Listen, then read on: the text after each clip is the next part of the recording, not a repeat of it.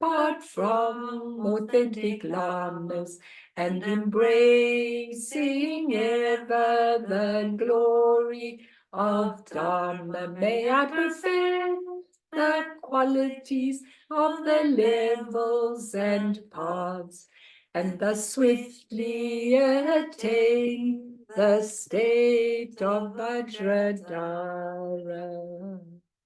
Sorry, let's just get this.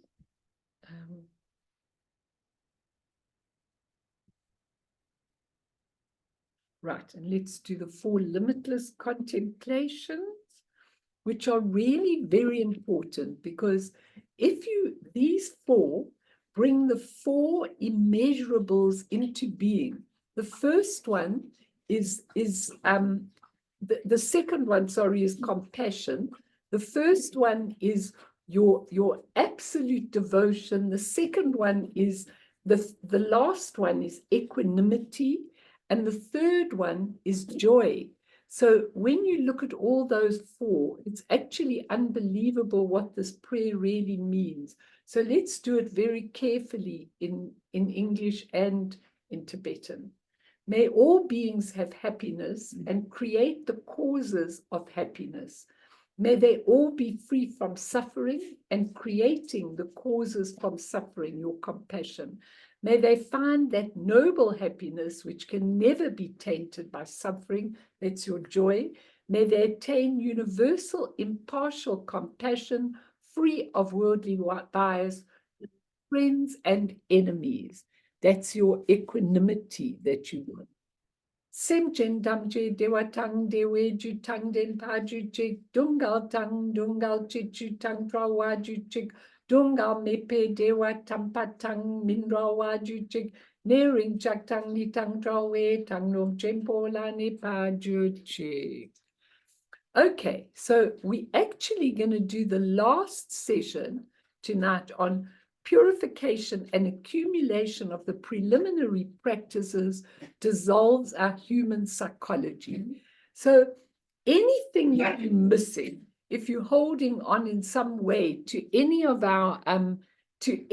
of your psychology, of all your stuff, if you're holding on to it, just go back over all these 8 sessions, because I really want you to understand and to leave that behind. And tonight, I want to start with another quite long story as well, but I think it's really gives us everything that we need. Again, it's a Rachel Rehrman story, but I think it's got all the philosophy that we need in it. She says, I was just beginning my private practice as a counselor to people with cancer when a patient of mine died. He was young, a 40-year-old engineer with cancer of the pancreas. He was referred to me by his oncologist, who said, look, I've run out of treatment. I'm willing to talk to him, but I really have nothing more to offer him, which happens to a lot of people. Knowing this doctor to be a kind man, I realized he simply did not know that he had anything other than his expertise that might be of value to his patient. A bit of a sad thing. So I said I would be willing to talk to this man for whom there was no further physical treatment. Shortly afterwards, we began our sessions. Richard was a reserved man, very tall and gaunt. He was always carefully and impeccably dressed. The clothing he wore was made to fit a much larger man that he once was. I was struck, as I often am when people are this sick, by the iron will that kept him going. He had refused my offer to visit him at his home, insisting he would come to my office.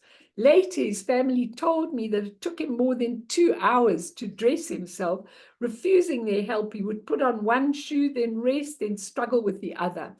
We did 4 or 5 sessions in all. We talked about many things, about his symptoms, his bitterness over what had befallen him, his feelings of isolation from the people around him, about opening communications with his family. Once or twice, his family came and we all talked, and it helped. One day, as he came in, he asked me if I could write him a prescription. Are you in pain? I asked, my heart sinking. Had his complex regime of pain control lost its effects on it? No, he said. I'm just anxious all the time. I haven't been able to sleep for 2 nights. I just lie there. Can you give him something? I said I could and asked him if he had any idea what was causing this. You've been through so much, I told him. Why now? He had no idea. Had he been having dreams? Just the one, he told me. In it, a ravenous beast was pursuing him. He had not been able to see it, but had simply known that it was there. He had awakened sweating, but he could not remember anything more. I waited for him to continue, but he'd not made a connection between the dream and what he was feeling.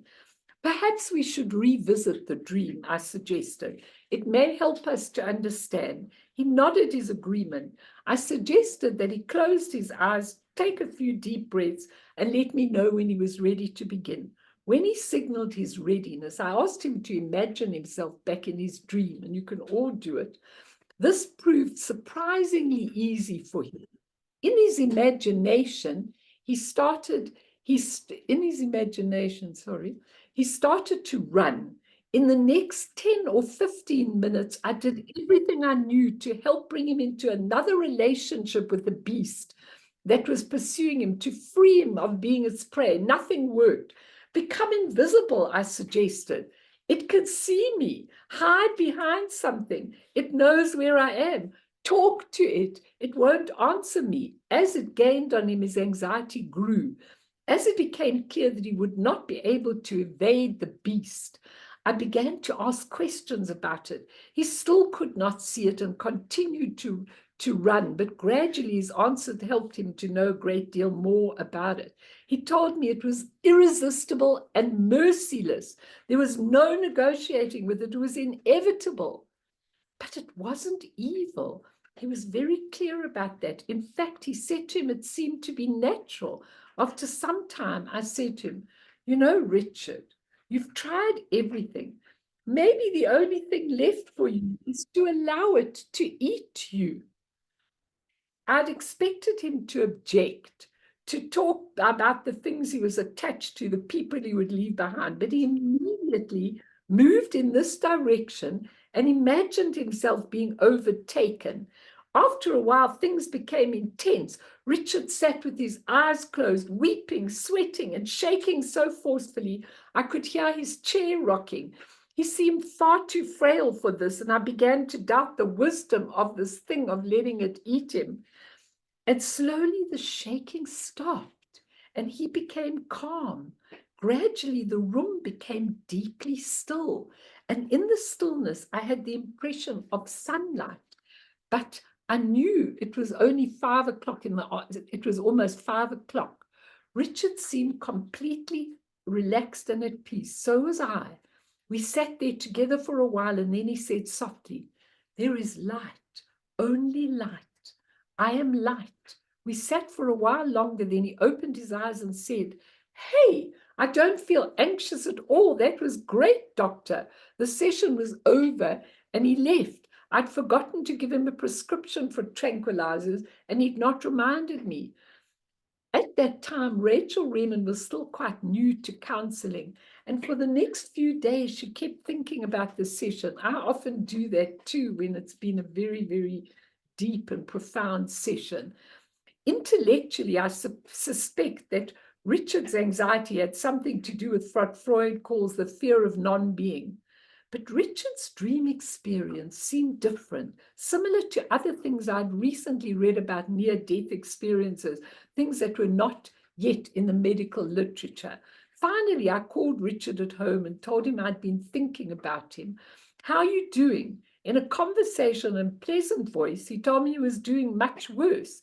He started to describe his new symptoms, yet he seemed calm about these very major physical changes. I pointed this out to him. Yes, I feel different. It was a helpful session. How are you spending your time? I asked. Just thinking about things. What sort of things? Crazy ideas. Well, tell me one. He said the day before he'd been lying in bed thinking about getting up, and suddenly out of the corner of his eye, he'd become aware of some sort of barrier or a wall just behind him. As he noticed it, he realized he'd always known it was there, but he'd never seen it before. I encouraged him to say more. Well, he said, I know I'm on this side of it, but at the same time, I know I'm on the other side of it too. I just don't know what that means. Do you? No, I said. Well, I think about it a lot and it makes me feel good. It gives me that same feeling I had in your office, sort of peaceful and joyful. That's a good feeling to have, I told him. Yes, he said. There was silence, and very softly he started to laugh and hung up on the phone. 2 or 3 days later, I heard that he had died. I like to think he died a little differently than he might have.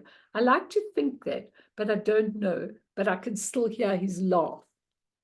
Now, I took this story because we've been talking about all the psychological things, the neurotic fixations, the anxieties, all the things that all of you are dealing with in your life. We've been talking about it for a long time.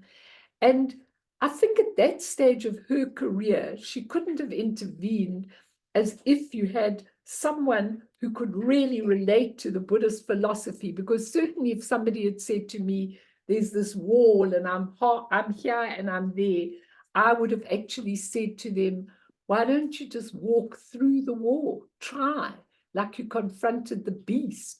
Try and walk through the wall. And you'll see actually that life and death are actually one thing. There's nothing separating you in life or death, but it's just important that you understand that the one just takes you to another dimension. Okay, but here was Richard's demon called death, which all of us have, and that's very special work when you help people. I remember one lady coming to see me, and she said to me, when we talked about some of the teaching in Tibetan Buddhism on death and dying, she said, I don't want to talk about any of this because I'm sure it'll bring my death on quicker. That's such a sad thought. But anyway, we're not talking about death tonight.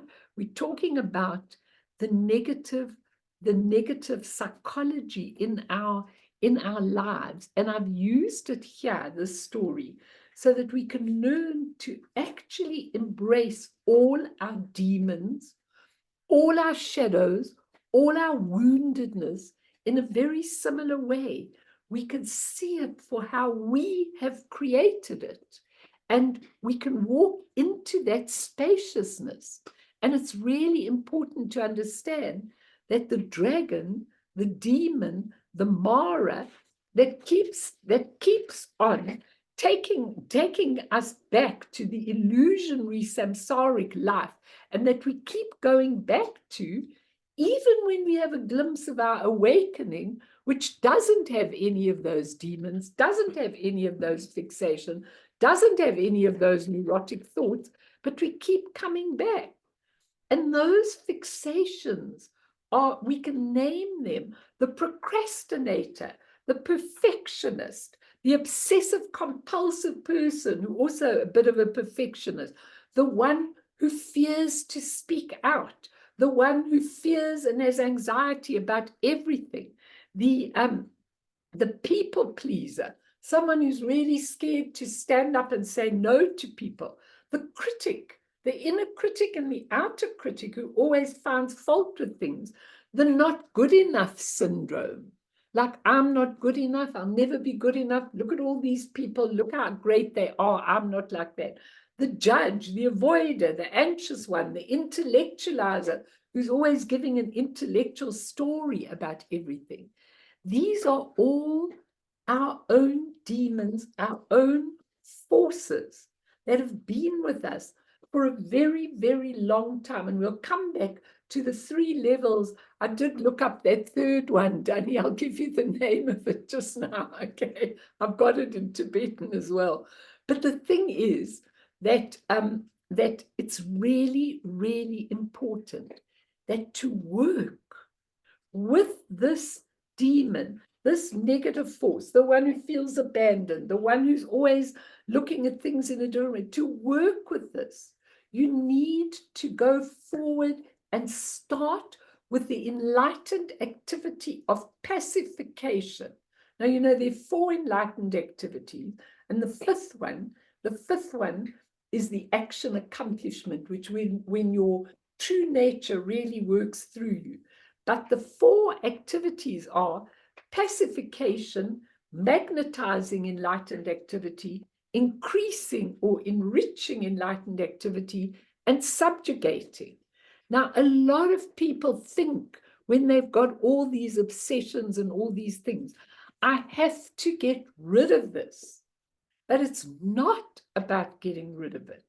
Because when you get rid of it, it just pursues you more and more and more. What it's about, coming to you done in a minute, what it's about, what pacifying, what the enlightened activity of pacifying is. It is when you see it for what it is, and you are listening to it. You are seeing what the underlying message is. You are pleasing it, although you are telling it that the way it's going about its activity, by always nagging you, tripping you, making you not able to do things, is not helpful to you. You want to be there and you want to pacify this force inside you, whether it's being a perfectionist, whether what you spoke about, being abandoned, Esther, you know, all these different things. You want to, whether it is really a fear of being alone, which a lot of people have, whatever it is, it's really important to pacify it. And you really can do this work on your own. You just take 2 chairs, put it across, as we've done a lot of times before, and you look at that demon. You can name it if you want, my perfectionist demon, my procrastinator. Every time I'm going to do something, then I put it off for another time. What is it? What does this shadow part of you want? What does it want? When you hear it, when you ask it, what is it that you're needing? You'll find that actually it's a protector. It's actually a protector of you. It doesn't want you to trip, but it makes you trip. Then at least you've got a reason for having failed. It's really important that you pacify, that you use that pacification, and that you really learn to love it, and then it dissolves within you and becomes part of you. It changes, it transforms itself, and then it's part of you. Like, I have a lot of people that I deal with who have either the procrastinator or the one who always says, I'll never make it and I'll never be good enough and that kind of a thing. And when you have that, it's so important, because that procrastinator, when you question it, when you really confront it like that, that procrastinator is saying to you, I'm making you put it off in case you aren't able to cope, or in case you don't get it right. So I'd rather you procrastinate it, and then at least you've got an excuse why you failed. You can't believe how many people have got that. Now, it's really important that you learn to look at, that that shadow, that neurotic fixation. What is it serving for you? And when you can see what it's serving, then you have a much better way of negotiating and getting it to work with you. So that beautiful story of Mullah Nasruddin, I love all his stories, they're funny, decided to start a flower garden. He prepared the soil and planted the seeds of many beautiful flowers. But when they came up, his garden was filled not just with his chosen flowers, but also overrun by dandelions. He sought out advice from gardeners all over and tried every method to get rid of them, but to no avail. Finally, he walked all the way to the capital to speak to the royal gardener at the sheik's palace. The wise old man had counseled many gardeners before and suggested a variety of remedies to expel the dandelions, but Mullah tried them all. They sat together in silence for some time, and finally the gardener looked at Nasruddin and said, well, then I suggest you learn to love them. Just learn to love them. So when these things come up, like a lot of people say to me, I'm too scared to talk in circumstances, I can't do this, I can't do that, or they try and control people because of their particular fears inside, or whatever the case is. And it's really important that you look at that and you really see, what is it? And what is it in me? And what is that deep imprint, which has not only become an imprint, but become a deep obscuration? And it's tripping me now on my spiritual path, because every time I go on my spiritual path, I can't get there because I give it up. I want to get up in the morning and do my practice, and then suddenly I put it off and I do something else. You know, those are all your beasts, like Richard's beast that he was facing of death. And it's really important to look at those. And I will help any of you with those things if you really feel it trips you up. But it's really important. Danny, you wanted to ask a question, please. I was just gonna say, that like you usually say like when you have thoughts or like neurotic fixations, you shouldn't really like pick them up. You kind of just let them float away, and they're all part of the human mind. And this seems like you're saying no, we should like Run. it's yeah, which seems a bit like contradictory. It's not really, because in your practice, you are letting it come up and you are letting it dissolve. But if you are going on a journey where this is really tripping you up, tripping you up, tripping you up all the time, then it is necessary to sit and what they call feed the demon, okay, so that you can see what it is and know what it is. Then it becomes easier to let go or to let be, because actually there's nothing tangible there. But it's really important that we understand what we're doing. Like, say, for instance, if you asked me, like, what, if I have these obsessive thoughts, what can I do about it? Now, when you're meditating, I would say don't do this work at all while you're meditating, because you actually want to bring your mind, what you're trying to do is you're trying to tap into your nature of mind. That's what you're trying to do. So you don't want to do that while you're doing your meditation. But if something persists in your life all the time, in a drastic way that trips you up all the time, then it is necessary to do the piece of work like Richard did. And it settled the whole thing. Now, he was going to take medication for his anxiety, which probably would have been the way most people would have done it, especially at that absolute stage right near the end when he was going to die. But in actual fact, I tell people, look at your anxiety, but don't do it while you're trying to meditate and do your practice, because then you're not going to get to your nature of mind. The one is to get to the nature of mind. The other one is to see what this is and dissolve it once and for all. It has to dissolve, okay? So if you have particular obsessive thoughts, we must look at them and dissolve them. And then when you're doing your practice, you just let them be. But they'll change. They'll change. Once you've done the pacifying, enlightened activity, that part of you will change. That shadow will change for absolute sure.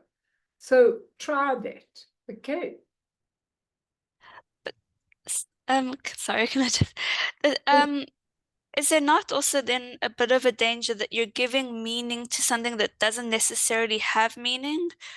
Like, or like you're Yeah. giving it more weight in a way. Well, I think that you're right in that, because it isn't a tangible thing. However, our initial topic was when your human psychology, your neurotic fixations trip up your spiritual practice. Okay, so I'm talking about those persistent qualities that keep coming up, like somebody procrastinates all the time, somebody's a perfectionist at everything, someone intellectualizes about everything, someone controls, is a control freak. I think that you really do need to, in your work, you can either do it in therapy or by yourself, it doesn't really matter. as long as you're able to confront that demon, pacify it, and see what it is, and then it dissolves forever. If it's a small thing, say an anger or an anger that you've got with someone or a grudge, it doesn't really matter if you never ever look at it straight in the face. But here was Richard, this demon, which was death, was pursuing him all the time, okay, to the point where he was totally anxious about it. He needed to have a look at it, and once he did have a look at it, it was very shaky ground for him. Then it dissolved, and he probably died very peacefully after that. So Mel, think about that. Yes, please. isn't it also maybe? I've got two things. One is what Danielle was asking, and is there a contradiction or is there not a contradiction? Is it not also like, the 84,000 teachings, and for you, this tripping up or whatever may happen in meditation, and this demon comes up in meditation anyway, and through letting it be, and it may dissolve. And for someone else, it's not. It's not even. It's not coming up or whatever. It's just a different personality, and who is rather can rather work with a feeding the demon kind of stuff. So it's not like that is the only way and that is the only way. It's like, depending on who we are, maybe the one is leaning more towards that and the other one is more leaning towards the other. Yeah, but what I'm really talking about is when you have a neurotic fixation, that it's obsessive, and you keep doing it over and over again, and you try. Lots of people tell me, I try and let it be, it won't, I can't do that. Then you definitely need to do some kind of pacification activity and some kind of integrating that part. And it's also quite interesting that a lot of these fixations and demons are quite important parts of ourselves that have got distorted into the obscurations, and maybe they need to be released because they are consuming a lot of energy. But we need to understand them to an extent. But definitely, sorry, you wanted another point, Mark? Yeah, that was my, actually it's related to that. Or is it not very, very likely that if we have such a demon, that demon comes up in meditation? Is it not quite likely? Is it, if it's such a, as you said, such a big thing that's tripping us up in life, so, and then I sit down and meditate and then it's not there anymore, that I would find that strange, surprising. Yeah. No, it will be there. It'll be there. And sometimes we've trained the mind not to go after it, not to go and pick it up. That's what we're learning to do. Maybe it is tripping us up all the time, and we really need to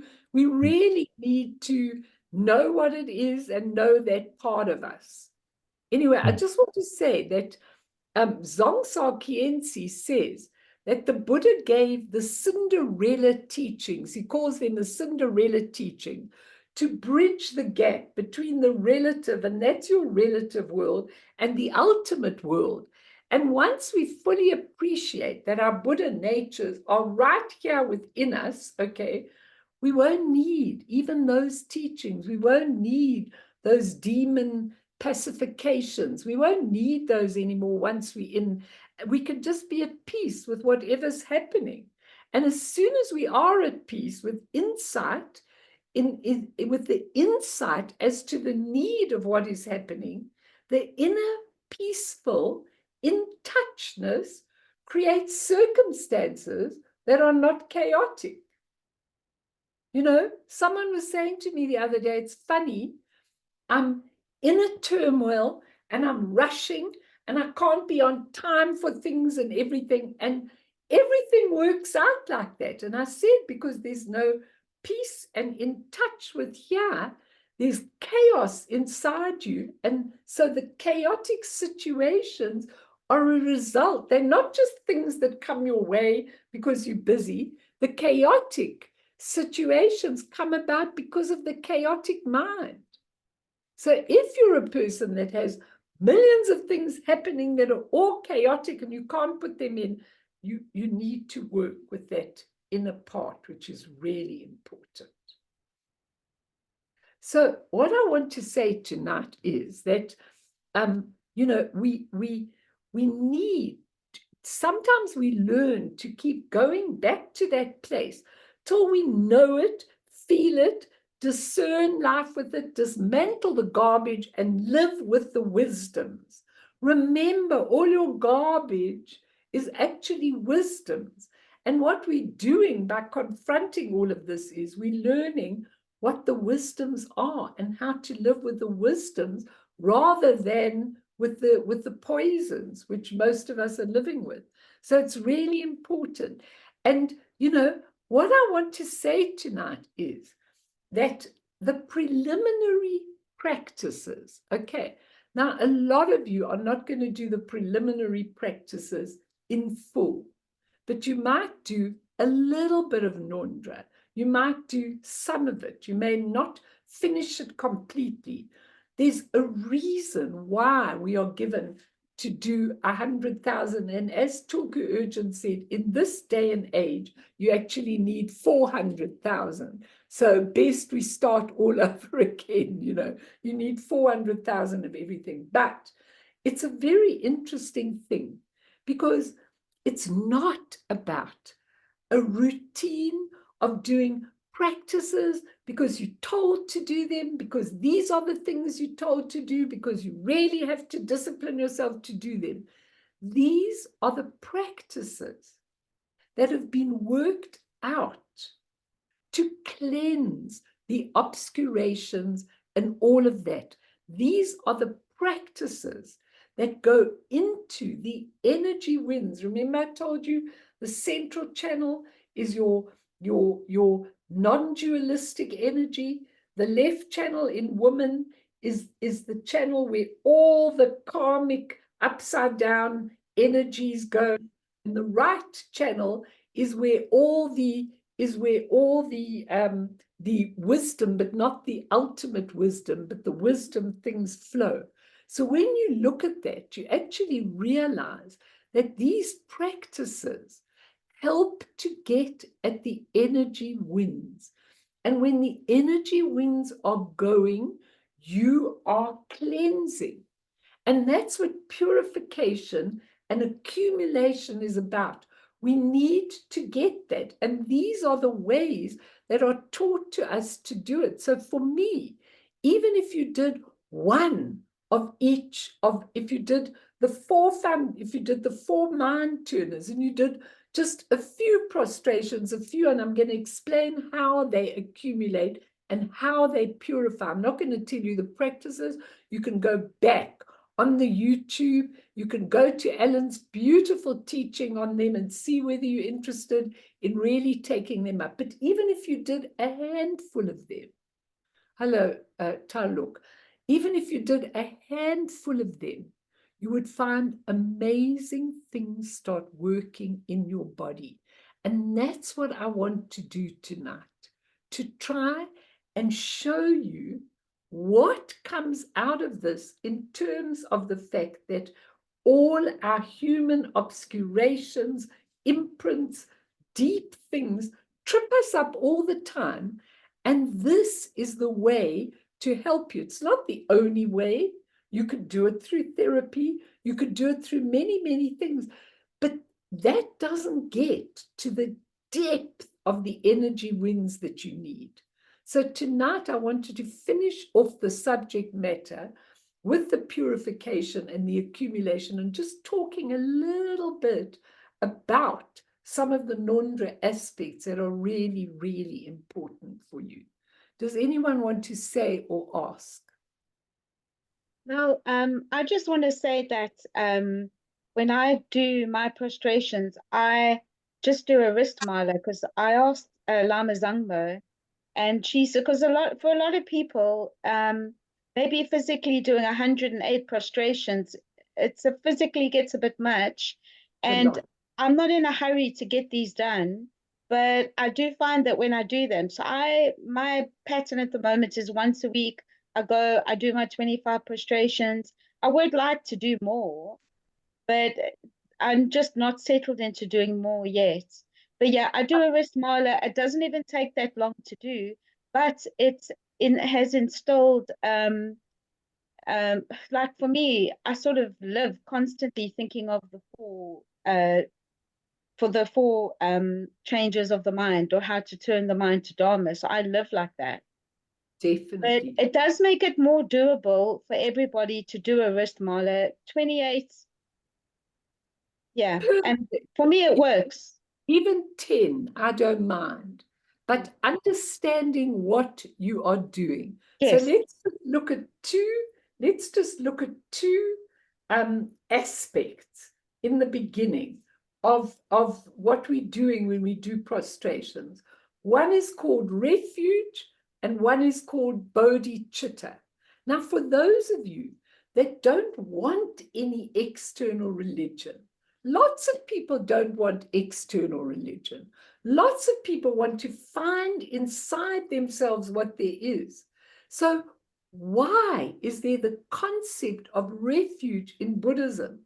Is it like, you are bowing to something and you're taking refuge in something, the same way as in religions, you take refuge in God, or you take refuge in Jesus, or you take refuge in somebody? Is it the same? Well, it depends where you're looking at it. Because if you're looking at the bottom of the mountain, you're taking refuge in the awakened Buddha, the Dharma, which is the teaching, and the Sangha, which are the people. That is an external refuge. But when you go to an inner refuge, you're taking refuge of the Guru within, of the Guru and the deity that you are practicing within, and the dakini within. Now, when you go along the path, you learn to feel those things inside you.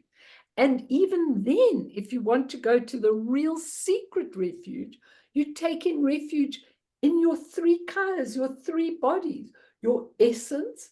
Out of your essence, your dharmakaya, comes the sambhogakaya, which is the body, the pure, luminous, exquisite body, the pure expression from the dharmakaya. And from that comes the nirmanakaya, which is the body that goes out giving service and that people can see. So when a Buddha appears, he appears in a nirmanakaya. But when you look at those three, you come to a stage of your life when you think, I want these. I really, really want these. I was talking to a woman today whose husband had just recently died. And I asked her, did you talk before the death? Do you want to know where he is? Do you wonder? What did you feel, both of you? She said, nothing. Okay, and I said, do you not want to know, like, where he is, what's happened to him? She said, no, not really. So if you are like that, then these ideas don't mean very much to you. If you're always a very spiritual being who wants to, the taking of refuge is the security. And let's face it, most of the shadows that we've just talked about are from your insecurities. So when you start being secure of who you really are, that's the true refuge. And bodhicitta, which goes with the prostrations, is the feeling of wanting to do it for all beings. Now, as I was saying to them yesterday in the group, when you come to the point, like in the last 2 days, I've just had so many people with so many dire straits and so many things happening to them. And I feel it. I can actually cry and cry and cry for all the people that are going through terrible things in the world. And I think that bodhicitta is when you actually awaken to realize that there's no separation between you and all beings. Whoever is suffering, it's actually you that is suffering. And so when you do prostrations, which people say, I don't want to do it, I'm not going on my hands and knees, but actually the bending of the knee to your own awakened nature is when you do the ego surrendering, the surrendering of everything. In addition to that, I've told you, as you do these prostrations and you're taking refuge and you're agreeing to take all the beings with you, the actual physical exercise, like Qigong and Tai Chi and yoga, Marion's here as a yoga teacher, they all have an effect on the energy winds. And so when you do the prostrations, they actually work right into your energy winds. And so even if you're doing 12 prostrations or a dozen prostrations or 20 prostrations or 3 prostrations, doesn't really matter. You're bending the knee. And every morning when I'm doing my prostrations, and I don't do a lot, I just do a few every day, but when I'm doing it, I've got the picture in front of me. So all the people that have contacted me in these days, I've got them all next to me as I'm taking this refuge, as I'm doing this prostration. And I'm thinking about all of them. And as I'm doing it and surrendering and going right down flat, you don't have to, you could just go on your knee. But as I'm doing that, something is happening in me. Something is surrendering.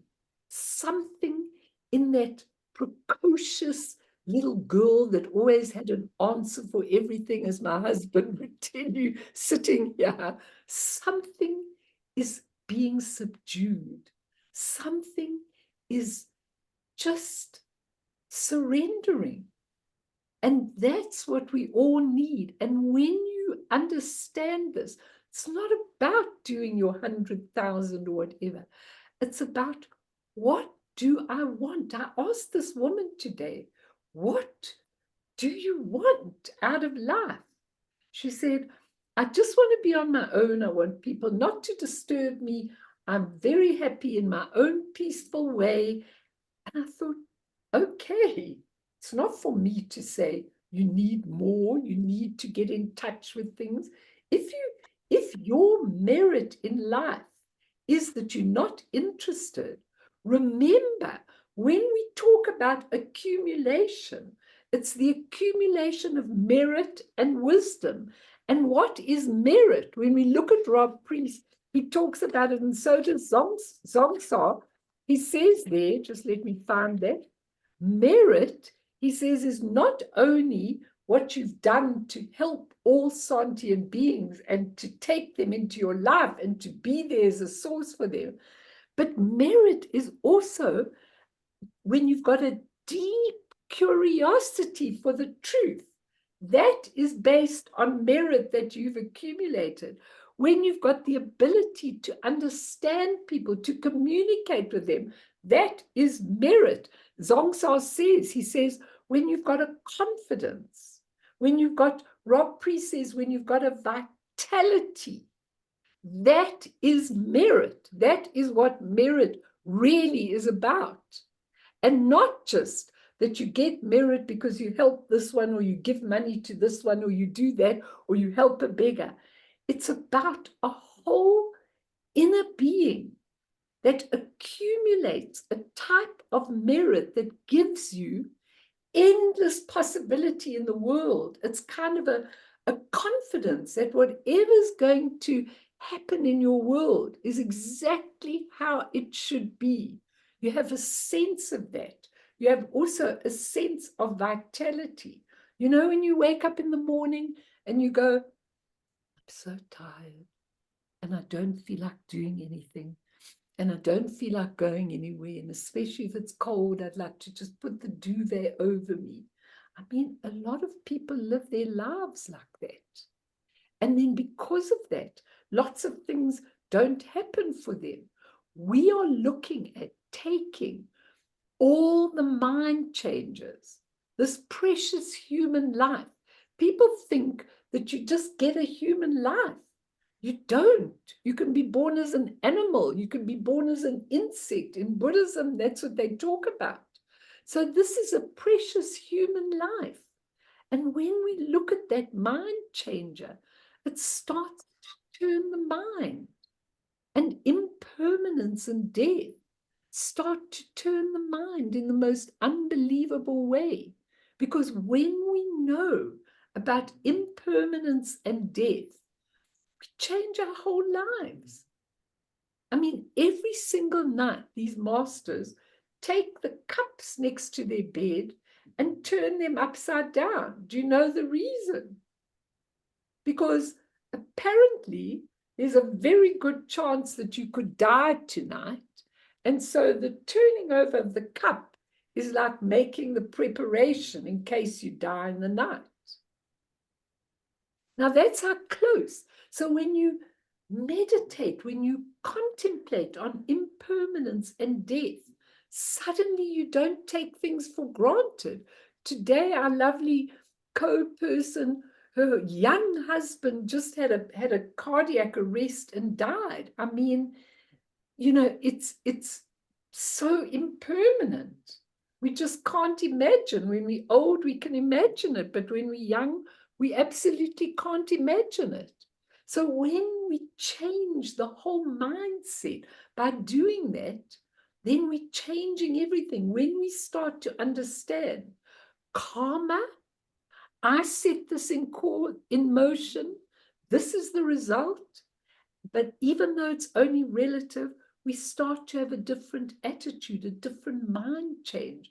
When we go to in samsaras, like putting your head on an execution block because there's so much suffering, we begin to understand what we're doing here. I felt so empty thinking that this person sitting in front of me didn't have any desire to know anything about anything. If you ask me, well, why did she come to see me? I don't have a clue. I don't know why. She met somebody in the pharmacy who I had helped once with a bereavement many years ago. And that girl told her she must come to me. That's how she got to me. But it's so strange because the feeling to know for me is so strong. For her, it's not strong.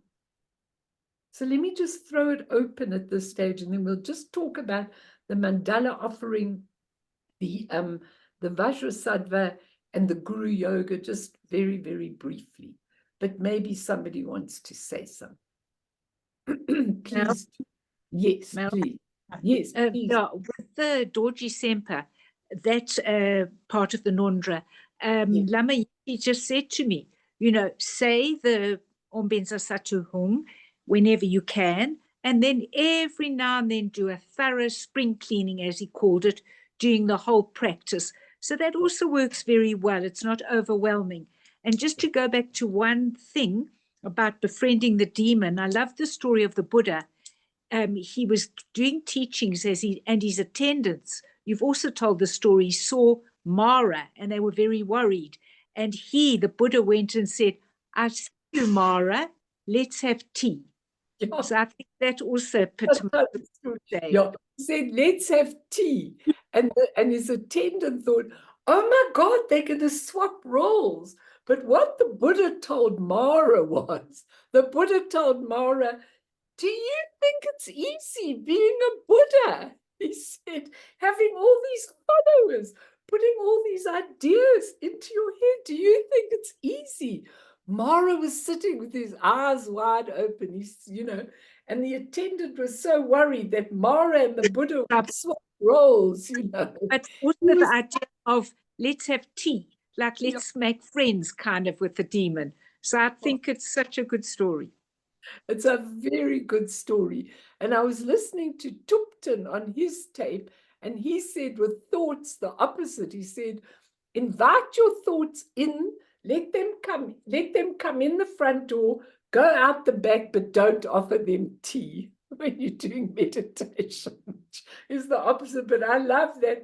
I love that thing of when he said to Mara, let's have tea. It's beautiful. And Mimi, when you look at the Vajrasattva, that's the 100-syllable mantra. That's the second nondra. That is one of the most powerful practices that anybody could do. It's got 100 syllables. You learn it off by heart after a while. I mean, I say it so often that you learn it off by heart. But people think, okay, so you do the 100-syllable, you do it on a mala, you could do a few. I don't care if you do one or you do three. It doesn't really matter, but what it does, it also works into all the energy winds in your body. And there are 100 syllables for 100 reasons. Each syllable represents one aspect of your awakened heart, your actual awakened nature. So every single one of them in my practice, I like to look deeply into who are you. When you come to the second bardo, when you after life, you actually see who you are. And there are 100 aspects that you see in front of you, all divided from the 5 wisdom families. And that's who you are. Now, when you do this Vajrasattva, it's like a nectar that actually comes through your body, through your energy winds, and clears absolutely everything. You can feel it.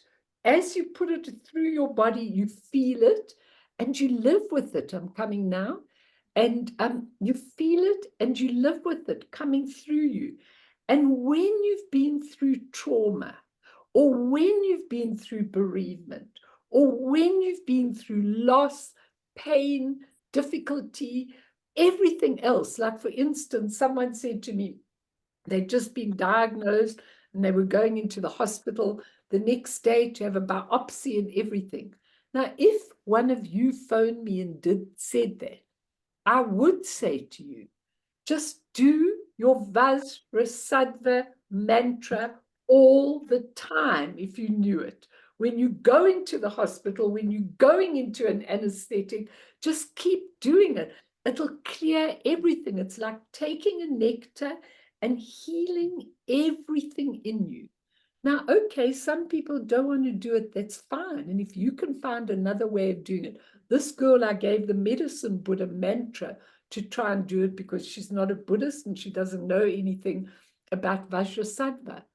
But that practice clears everything out of your being. And Ellen's given beautiful teachings, I think, on it. So you can go back in the YouTubes and get the teachings on it. But it's the most amazing thing. Then the third thing, the mandala offering, people say, what's a mandala offering? You take your hands like that and you put them in this shape with the 2 fingers. I don't know if you could see very well, but with your 2 fingers in the middle like that. And the reason you do that is because the 2 fingers represent Mount Meru, which is supposed to be the center of the universe. And then everything where we incarnate is around Mount Meru. And so you offer the whole universe when you're doing it. But as Rob Priest says, a lot of us don't understand what it is. You only understand it much later, what the real meaning of it. I've got a beautiful picture of it, but you only understand that mandala offering much later. But you don't have to do that. When you're doing a mandala offering, you're doing it to really accumulate generosity, to feel that you're giving. You can give the things you do. You can offer when you're giving offering. I can give my teaching, my counseling, my my clothes, my food, my family. I can offer all the things that I've got in the world to offer. But the offering is such an important thing for the energy winds, because when you do accumulation, you are accumulating merit. And so by working with generosity, one of the 6 parameters, you are offering everything. When you offer everything, you're developing the most amazing generosity, and the generosity accumulates the merit for you. So it doesn't even matter if you just put your hands like this and you say, I'm offering to the whole world peace, to the Middle East, peace to Ukraine and to Europe, democracy. I'm offering my love. I'm offering whatever you've got, whatever you do. You can offer, Kerry, I'm offering all my work with children. I'm offering, you can offer your animals. You can offer whatever's in your heart. The most important thing is that in order to get merit, we need to have the 6 parameters, and I won't go into them now, just mention them: generosity, morality, patience, perseverance, meditation, and transcendent wisdom. And all these practices help us to do that. So it's really important that you understand that the whole of Nondra is worked out so that we can accumulate all the things that we need in the whole world. It's like amazing when you really think of it, that you do the 4 mind changes, turns the mind in a spiritual direction, and then you do the purification, the refuge and the bodhicitta, the offering, the purification of the Vajrasattva, the generous offering of everything from your heart, and then the Guru Yoga. And the Guru Yoga is probably the most important, and you can go back. I've got a couple of sessions that I did on it. But basically, the Guru Yoga is because we've got an ordinary body, we've got ordinary speech, and we've got an ordinary mind. What a business. And so we need to transform that into a Vajra body, a Vajra speech, and Vajra mind. Can you imagine with Vajra speech that you always know what to say? The Buddha could stand in front of thousands of people and talk, and everybody heard it in their own language. And everybody could understand it at their own level. That is what Vajra speech is. We're pathetic. I've got to write notes down to give you. I haven't got Vajra speech. But in the Guru Yoga, you change your body to Vajra body, which never goes through death or birth. You change your speech to Vajra speech, which means everybody can understand you when you speak.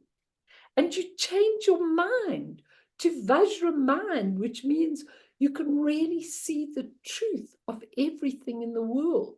And so in the Guru Yoga, you bring the body, speech, and mind, which is in your heart, and you transform it completely. You can use Guru Rinpoche, you can use your own Guru, you can use it all internally. And so each of these practices makes you ready. And then when you go to some of these great masters, and some of you will travel to beautiful masters all over the world, they will ask you, have you done your Nondra? And then you'll go, oh God, is this like other religion? You have to, in the Jewish religion, you have to daven in the morning, you have to do this, you have to do that, you have to do all the different things. You have to do 3,000 Hail Marys, ego, whatever you need to do, you say, is that what it is? No, it's because if this teacher that you are standing in front of wants to give you, if this teacher wants to give you something really, really, really to wake your mind up so that you are enlightened, he needs to know if you've had the preparation. He needs to know if you're hanging on to psychological rubbish. He needs to know where you are. And when you go and see one of these masters, they'll tell you. When I arrived at Taisitu Rinpoche, and he looked at me, we talked for a while, and he looked at me and he said, you just go and do shamatha. Your mind is much too busy. And he said, just do it. And I said, oh, but Rinpoche, I hate doing just shamatha. I like all the different practices and everything. He said, just go and do shamatha. So they will advise you what you need to do. So he wanted to see that my mind was calm and even before he could give me some kind of empowerment. And that's why they often ask you, like I see a lot of the things I get from overseas, with some of these masters teaching that, you know, they're advertising what they're going to do. And then they say, only for people who've completed Nondra. Now, is that because you haven't done 7,000 Hail Marys? No. It's because when you do the Nondra, you've cleared the energy winds. And what they say about the energy winds is, if I can find that, just hang on. Don't know if I can find it, just let me see. Oh, yeah.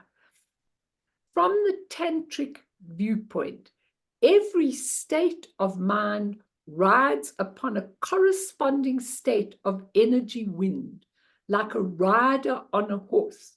When the horse is wild and violent, the rider is thrown around violently. When the horse is quiet and still, the rider is still. Same with the energy winds, which are the underlying vitality beneath our emotional life. And for this reason, the energy wind body is sometimes called the emotional body. The energy wind, therefore, carry much of the disturbance that gives rise to mental busyness and habits of thinking that disturb us. They are the source of our reactive emotional habits that give rise to the kind of behavior we act out in life in reaction to the things around us. So it's very important. The energy winds radically affect our physical, emotional, and psychological well-being. And so the Nondra practices clear these energy winds. So do the dream practices. So do many different practices. But the Nondra is the basis that we have.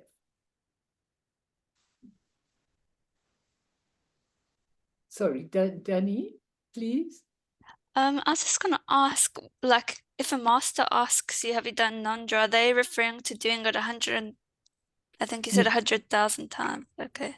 The only reason they're referring it, I don't care what you do it, the only reason they're referring to it that many times is because they know that after you've done it for quite a long time, it starts working willy-nilly, okay? When you've done a few, it may not have worked to that degree.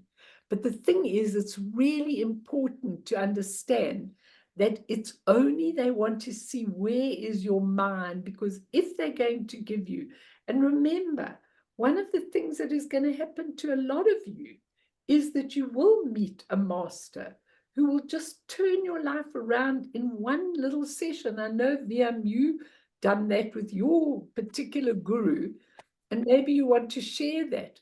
But it's really important, because if your mind is not in the right place, then a teacher or a master who wants to give you some kind of awakening would never, ever, I'm coming to look at your question, would never, ever give you it if you're not ready. Okay, so it's really important that they do. Is in a deep depression and switched off. Okay, that's your thing. I didn't know that was you, Jean. Okay, but Jean, let me just answer these questions. When you're in a deep depression and switched off, that is exactly what I'm talking about. You have to see what that switched off element is about. You have to look at it and you have to see why that, exactly like Richard did with the beast, why that particular part of you withdraws off from life. Every time it feels too much or too great, you withdraw out of life. Now, it's really important that you look at that and that you confront that. And you and I might need to do a little bit of work on that. So let's talk again, John. Just let me see. Merit and refuge share the quality of protection in that the supplication of the devotional acts increase like a magnetic pull of like being attracted to like, which in itself is a refuge and a merit. I love that. Since the devotee moves from one lower attractive field to the higher. I love it. That's your way of explaining it, Taluk, but completely correct. You know, that is what it is. It's a kind of a feeling where you are surrendering, but it's not like in religions. They tell you to surrender to God. And that's surrendering to something outside of yourself. This is surrendering to something in yourself that you have that will give you all the answers of your life as much as you want. But I love that. I think that's really necessary. Do you think it's necessary to set an intention or dedication before doing this practice? Definitely. That's what bodhicitta is. Setting an intention to do this for all sentient beings, even a prostration, for all sentient beings. When you do the prostration, they ask you to imagine your parents next to you, all beings next to you. And I always imagine the people that I've been dealing with or that have phoned me or contacted me in the last few days that are in dire straits. I always put them next to me so that they're there getting the energy and everything from your practice. So that's beautiful. You really have it very, very deeply. Talking about Dukanta wasn't interested in anything. Oh, you mean, no, she wasn't in a depression. She just, that's the way she is. She probably is just not at that point where, you know, she's not at that point where she actually, you know, where she actually wants to. I think you have to have a desire or a feeling to do these things very, very much. I'm a bit confused. If Nondra is doing a set of readings and I did it every day, it would take me to get to. No, it wouldn't. You know what? I did it. You could probably do it depending. I mean, people go and do it in a year's retreat and they do it over a year and they do the whole thing over a year. So I think you could do it over any amount of time, but I don't care. I don't care about the numbers. I don't care about that because I saw that most people in samsara will not knuckle down and do it unless you like me. And I was intent on doing it and doing it all. I did it within a year or two. I was finished it completely and totally. But then I spent a lot of time really doing it, maybe longer than that. I don't know how long it took me, but it's very important. And now I've gone back and started at the beginning. So I just do a little bit every day of all those things. And the Guru Yoga is the main thing for me, where you cleansing your body, speech, and mind. So let's do a meditation, everybody. Now, just to give you all an idea, there's a monk at Samyezong, London. He did all these prostrations in 6 months. But he's also 19 years old. And energetic and motivated, I'm sure, you know. So that's amazing. No, people do it. They do it in a very short time. I used to do 300 prostrations each set, each time I did them. Jeez. Plus and everything I used to do. It's a lot now. It's a lot. A lot. 300 prostrations. I was a lot younger, more energetic, okay, and I could do it like that. But you know what? I'm not proud of it because everything I did was in a hurry, Kathy. And I found what I'm doing now much slower, much more refined, with much more wisdom and knowledge, much better. Okay, so I'm saying to you, you know, I did it because I really wanted to do it. But as Rob Priest says, don't do it in a rush. Don't rush through it and think it's something. These are the most amazing practices that have been given to us so that we can really clean up all our stuff, which is really important. Really important. So it is. Let's try. Let me just do a few things. And Danny, just for you, okay, we'll do the levels of purification as well. So everybody, come to your beautiful posture, and everything is running in your central channel. Just ponder the central channel. No good, no bad, no right, no wrong, no 100,000, no two, just to be. The Buddha nature is right there. There is absolutely and nothing to achieve. It's all effortless, pure, clean, and just as it is. So take a few deep breaths. Breathe in to the count of 3 or 4. Breathe in the beautiful spaciousness of your mind. Breathe out to the count of 3 or 4. And let absolutely everything in your mind, let it all just be. Come to this moment. Don't hang on to the moment. The past is gone and the future isn't made. The Tibetan word nondra means to go before or preliminary. And we've got outer preliminaries and inner preliminaries.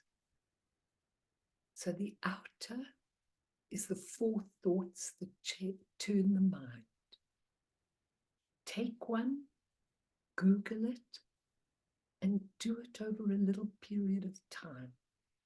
Just pondering. How do we ponder? You drop a pebble in a stone in the water, and the water ripples. Just ponder for a few days at a time the preciousness of human birth. How amazing it is, because you can really, really, really get enlightened in a human birth. It's absolutely amazing. And ponder impermanence and death. The whole of life is difficult because we think nothing's going to end. But it's all impermanent, relative. Nothing remains. Not the good, not the bad. Only our essence. And we ponder impermanence, the impermanence of the seasons, of everything. We ponder the relative idea of karma. Whatever we create, there's a consequence. There are 3 levels of consequences. The karmic imprints, which are dikpa, which every time we act, we make a karmic imprint. The deeper, deep anger, deep hatred, deep non-virtue and unhappiness, which keep us bound, are called obscurations or dripa. They're the gross mental and emotional obscurations. And then even more subtle obscurations called shedrip in Tibetan, the deeply entrenched idea that we're trapped in a world of duality with everything outside and me, I, being existing, and everything solid and real from its own side. And so with karma, we are the ones that create it, and there are always consequences to it. And no matter the fourth mind tuner, no matter what we do, even when we're having a wonderful time and doing things correctly, it's impermanent. That's first of all, it's impermanent. And secondly, there's inherent suffering, which we'll talk about some other time. We ponder all of these. We just allow them to come to our minds. We allow them and we let them be. And all of these turn our minds. And then we are able to do all the training of the Nondra, the special preliminaries, the prostrations, which enable us to take refuge, even if it's inner refuge or outer refuge, the bodhicitta, which is our disposition to really help move and do it all for all sentient beings, the prostrations working into the energy wings, and then the Vajrasattva. When you do the Vajrasattva, I'm going to just say it once. And as I say it, I want you to just feel the beautiful white nectar pouring over your body. Om Benza Sato Samaya Manupalaya Benza Sato Tena Pajuta Dream Me Bawa Me Bawa Supokayo Me Bawa Anurata Me Bawa Sawa Sidi Mindra Yatsa Sawa Sam CJ Siri Yung Guru Moon Ha Ha Ha Ha Ha Ha Ho Bhagawan Sawa Tata Gata Benza Mamuta Benza Sato I feel that beautiful nectar over your whole body, clearing and healing all the obscurations, all the pains, all the fatigue, all the controlling, just healing totally. And the mandala offering, I just want you to touch your heart and feel what you would like to offer the world in a mandala offering. Everything that you have, your dedication, your devotion, your work, your music, your teaching, your counseling, your wealth, your family. Just feel in your heart this beautiful mandala offering. As though, what would you do for the world? Feel the peace you're offering in all the warring places of the world. Feel the generosity, what you're praying for and what you really need. Feel it in your mandala offering so that you can really feel how much we all have to be generous to each other. And finally, the Guru Yoga. You can see Guru Rinpoche as I do above you, and you can feel the beautiful red, red, and blue. The white into your head, the red into your throat, the R, the of the top of your head, the white, vase empowerment, the secret empowerment into your throat, red R, cleansing your speech, cleansing your energy, cleansing everything. And the hum into your heart, blue, cleansing your mind and cleansing all your alaya consciousness, all the karmic imprints, the obscurations, everything, cleansing absolutely everything, giving you the all-empowered, all-empowerment word empowerment into your being. Feel it, absorb it, feel yourself becoming one with Vajra body, Vajra speech, Vajra mind. Feel all your imprints being cleared. And now you are in this present moment. And that's what the Nondra is pretty much about. Those of you that have got a lot of real deep woundedness or sorrow, just feel the beautiful nectar flowing right over you and through you, cleansing everything. It's all temporary, it's all impermanent, it's all only the drama of this life. Every life we change, we bring different qualities, we bring different things. Feel that you are just here for a particular mission, and then it's all gone.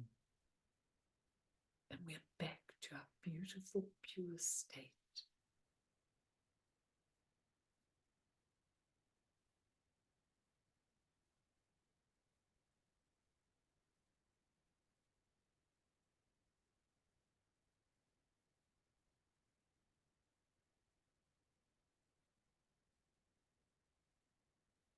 Just one last thing before we close, and then I'll stay if anybody wants to ask me anything. What's really important to remember with all of this, because we're leaving it now, the purification, the accumulation, the human psychology, the neurotic fixations, is that if you've had a very painful background or real trauma in your life, just see it rather as healing than taking responsibility, which we're taught to do, to take responsibility that everything that happened comes from your own creation. Just to differentiate, Rob Priest likes to differentiate between it so that when you have had trauma, that you can feel that beautiful healing in the Nondra, which is really important, rather than the taking of responsibility. But we're going to leave this, everybody. I'm going to stay if anybody's got questions. There's still tons and tons of things we could talk about. But look, you can go back to any of these sessions over the 8 sessions and get what you need from them. And then we're going to go on to something completely different next week. Well, I don't think anything's really different, but I think we can just go back into that next week. But I really want to dedicate the merit to all sentient beings, to all those I've been thinking about where there was that landslide in New Guinea, where they said there were about 200 people 2,000 people under the landslide who died, to all the people in the wars, to all the people who've lost hostages, to all the people who are in terror, to all the people, let's dedicate, may they know that this is all temporary, transient, impermanent, just a temporary drama, and may they wake up to who they really are. So through this merit, may we achieve all-seeing Buddhahood, and thereafter, once all harmful enemies have been defeated, may all beings be liberated from the ocean of existence, stirred by the waves of birth, old age, sickness, and death. Sonam die tamche zipane topne nepe dranam pamshene jegana chibala tropaye sipe sole doa warsho. So I'm going to stay if anybody wants to